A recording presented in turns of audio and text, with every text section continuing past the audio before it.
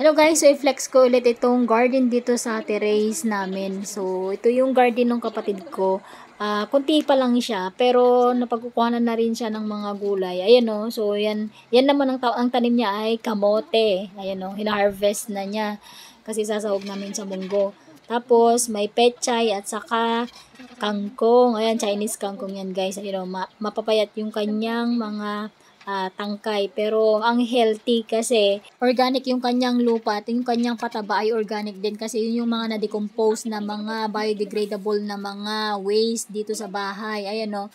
So, 2 weeks ago, hinarvest na niya yan or ginupitan na niya.